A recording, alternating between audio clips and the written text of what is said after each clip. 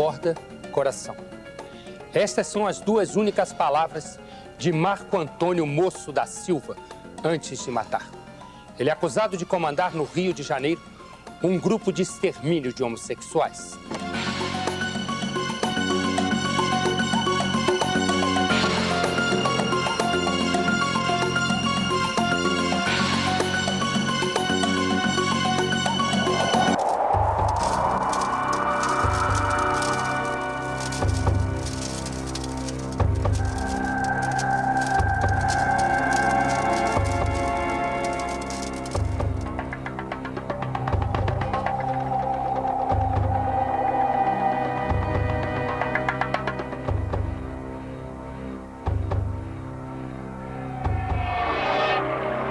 Só no ano passado, Marcos matou 4 homossexuais ligados ao candomblé.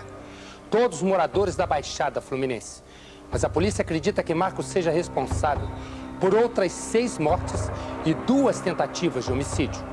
Um dos sobreviventes decidiu falar, mas não tem coragem de mostrar o rosto. Ele testemunhou um dos crimes cometidos por Marcos e hoje vive escondido com medo de ser a próxima vítima. Para preservar a segurança dele, vamos chamá-lo de André. Ele sempre foi muito assim, nesse esquema, ele foi muito reservado. O último serviço dele que eu fiquei sabendo é que ele foi pago para assassinar outra pessoa no bairro do Jardim Botânico.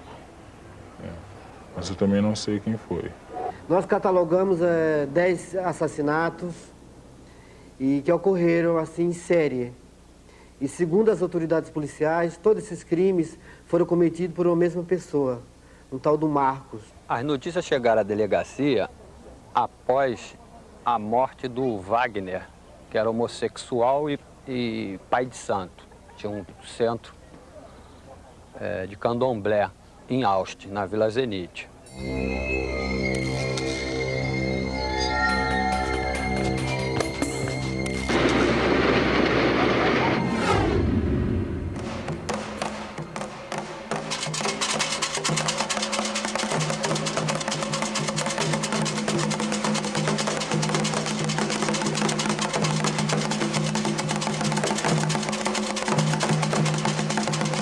Dia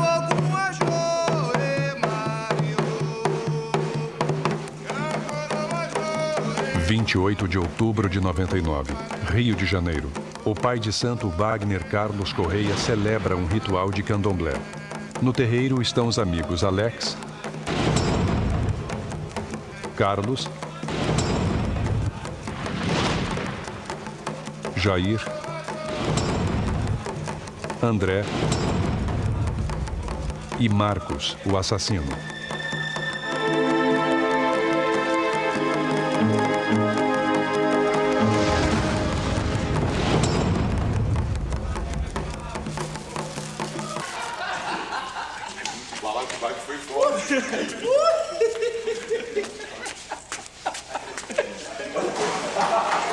Depois do ritual, Marcos, o assassino, vai embora.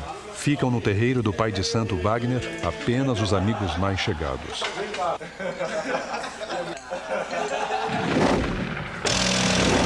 1h30 da manhã. Segundo a única testemunha, André, Wagner já estava bêbado. Mesmo assim, ele teria recebido um aviso de uma entidade do candomblé, o Exu Capoeira. O aviso é claro: uma tragédia vai acontecer naquela noite.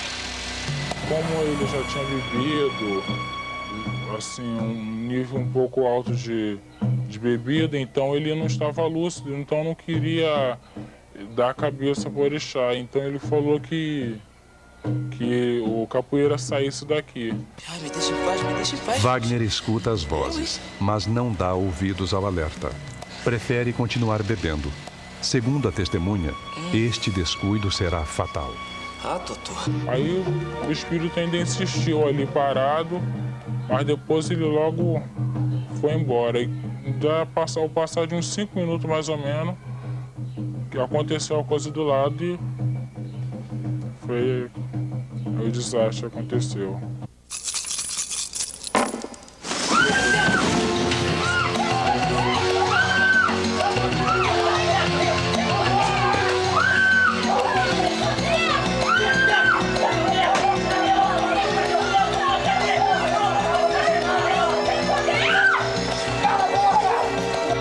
Marcos e o cúmplice saem da casa da vizinha e correm em direção ao terreiro do pai de santo Wagner.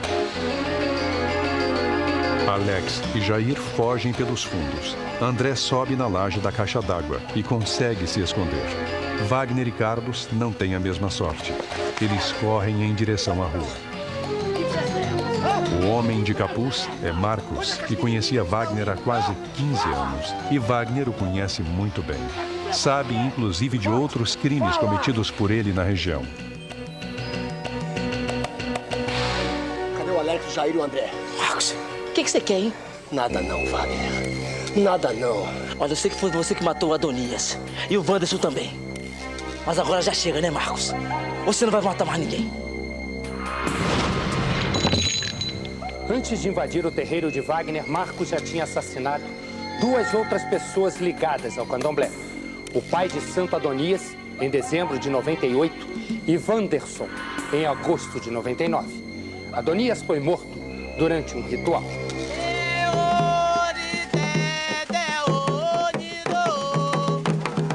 Marcos procura o pai de Santo Adonias em busca de conselhos e de conforto espiritual. Mas a relação entre os dois vai mais longe. Marcos, que vive desempregado, muitas vezes pede dinheiro emprestado e promete pagar a dívida em breve. Mas este dia nunca chega.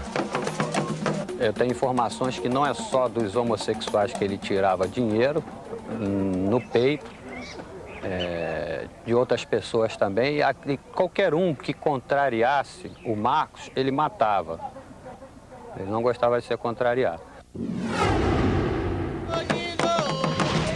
10 de dezembro de 98. Marcos participa do ritual comandado por Adonias Nogueira. De repente, na frente de todos, sem nenhum motivo aparente, ele saca o revólver 38 e descarrega no pai de santo. São 6 tiros.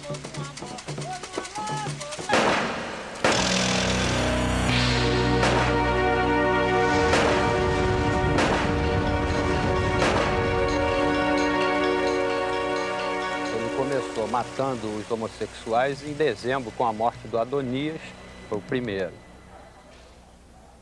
Mas as pessoas que aqui compareceram não o acusaram, embora sabiam que ele era o autor, porque tinham medo. Todas as testemunhas que viram Marcos matar Adonias se calaram com medo de morrer.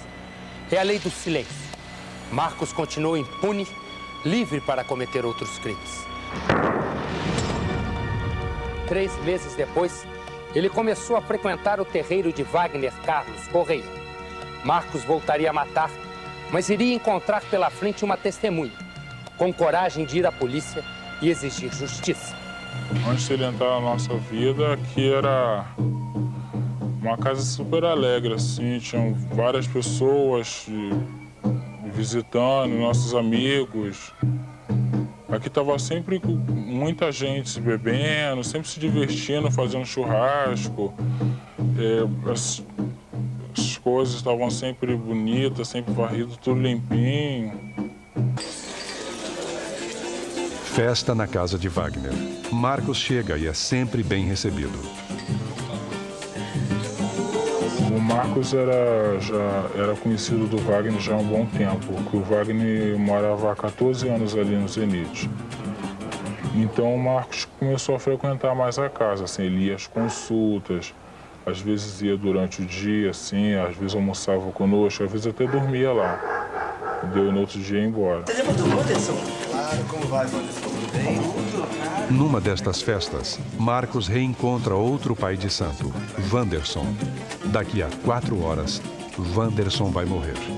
Na verdade, eu achava ele muito misterioso porque ele sempre foi cheio de segredo. Não confiava plenamente nele, não. Com o Wanderson, ele dizia que gostava do Wanderson, que achava ele uma pessoa legal na frente dele, mas quando o Wanderson dava as costas, ele dizia que não gostava dele. Ele falava assim, se eu pudesse, eu matava ele. 11h30 da noite. A festa está terminando. Marcos se despede e, na hora de ir embora, demonstra um carinho especial por Wanderson.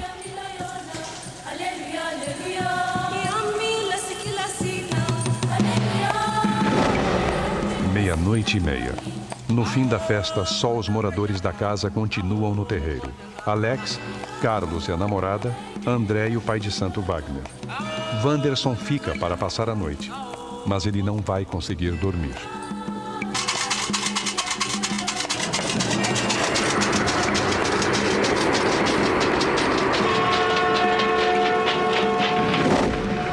Horas da manhã.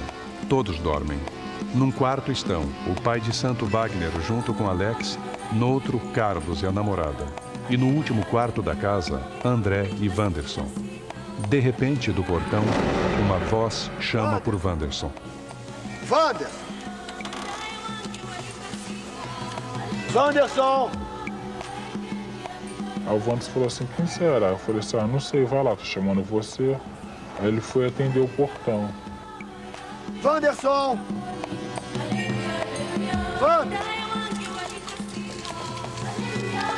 Wanderson volta ao quarto e diz a André que precisa dar uma saída e que vai voltar logo. Ele vai morrer.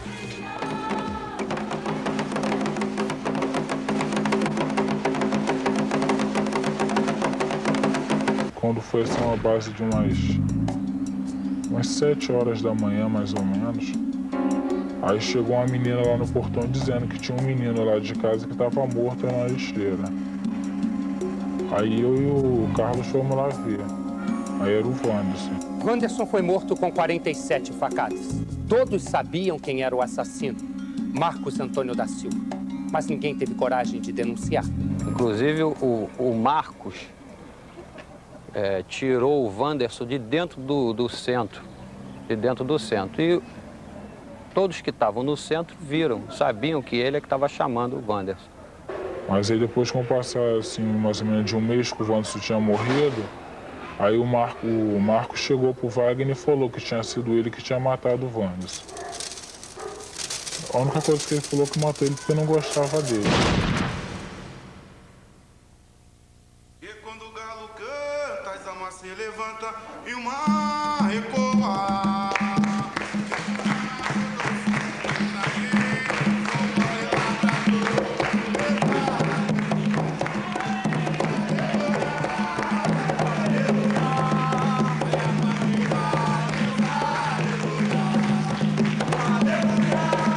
5 dias depois do assassinato de Wanderson, o pai de santo Wagner celebra um ritual.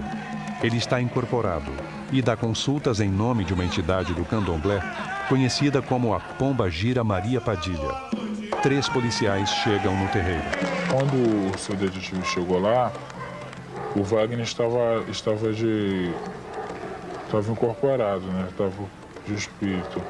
Então o detetive fez uma pergunta ao espírito.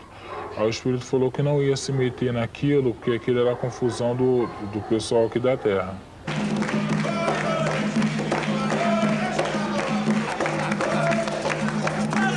O pai de santo Wagner tinha certeza de que Marcos era o assassino do amigo Wanderson.